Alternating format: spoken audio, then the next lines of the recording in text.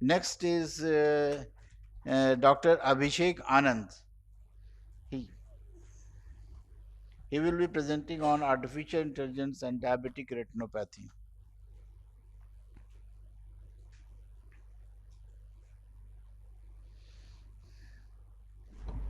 So good afternoon, everyone. I think a lot of has been already spoken about regarding artificial intelligence, and I will be just emphasizing on the fact that diabetic retinopathy is one of the disease we should address with this modality.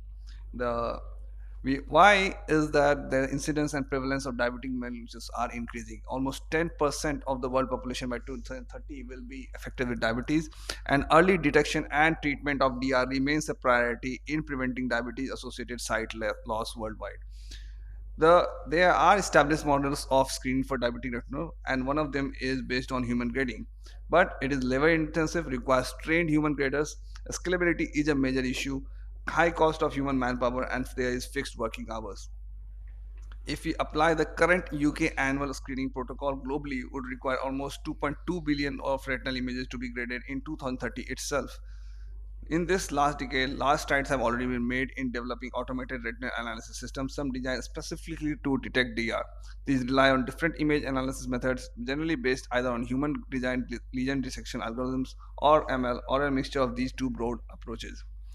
So, if you took automated DR detection algorithm versus human grading, they do not get tired and can grade thousands of images a day and are often able to provide results within seconds to minutes of taking the photos.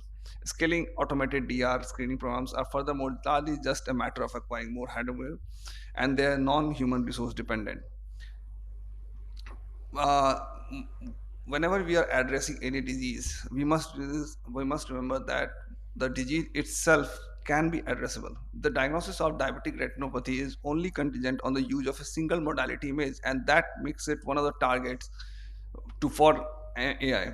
It is determined by classic morphological features in the retina, that is microorganisms, hard exudates, without the need for additional clinical data or input, making diabetic retinopathy screening highly amenable to teleophthalmology, as we have already seen, as a digital service to decentralized care.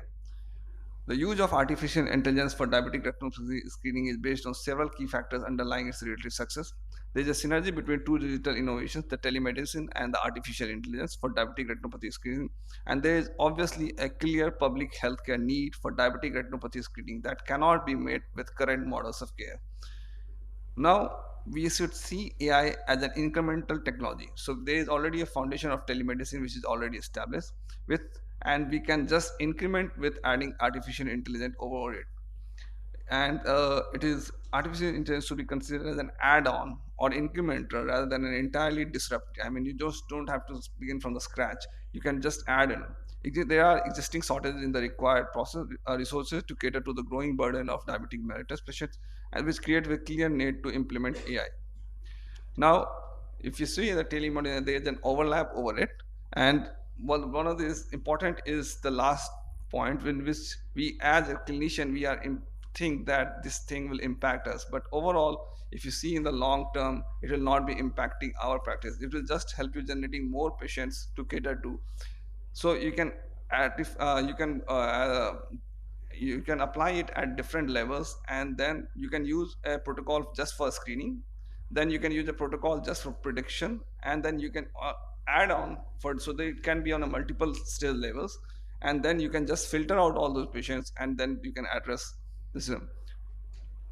Now, there are a number of systems for automatic detection of DR are already available commercially, with others in the pipeline, and they are still in the early development. Nevertheless, regardless of development phase, most of these systems are still being actively developed with changes of improvements to detection algorithm, user interface, scalability, and better.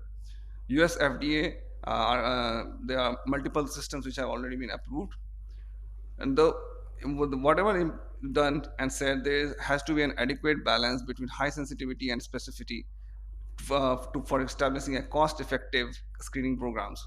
With lower sensitivity, more cases of DR missed, which goes against the main aim of DR screening program, the early detection of DR. And with lower specificity, a relatively large number of false positives will be pulled into the system that warrant further examination and return. So basically, you want to avoid the human grading. So this has to be balanced by a significant balance between sensitivity and the specificity. Now, these are the various algorithms of DR screening that have been done. And one of the most important challenges is the large set of retinal images on which to train and validate these algorithms is one of the biggest hurdle of developing an AI system.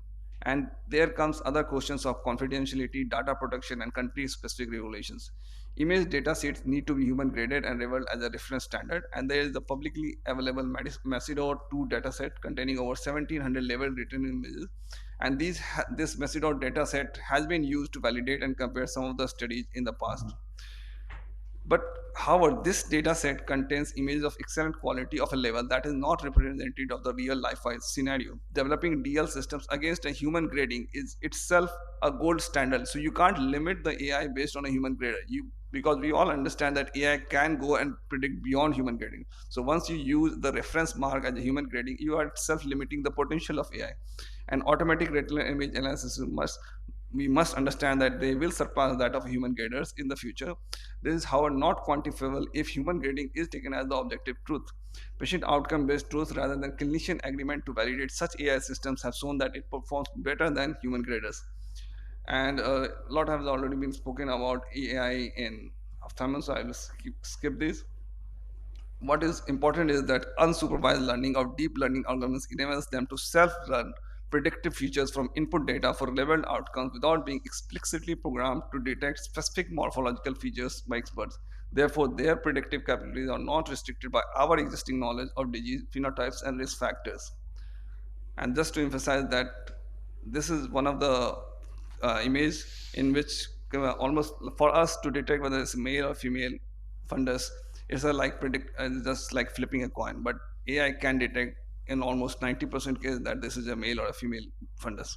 And how it is doing, we are still don't understand it. The AI for has implications of AI for different has been again and again emphasized with the COVID outbreak. There is certainly an economic consideration for AI, but then it will obviously surpass if you consider it regarding the public health need. There are barriers for AI adoption like cost of automated system, equipment, hardware, trained technical staff, secretarial staff. Current commercial systems require trained human grade verification, specifically with the relatively low specificity.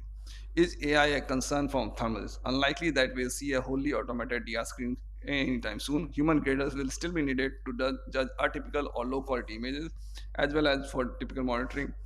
Increased detection of patient requiring touchical will increment our practice rather than disrupt our practice. And deep learning can demystify many concerns in risk stratification and DR management. And together we can rise. Thank you. Thank you, Abhishek, for your great presentation.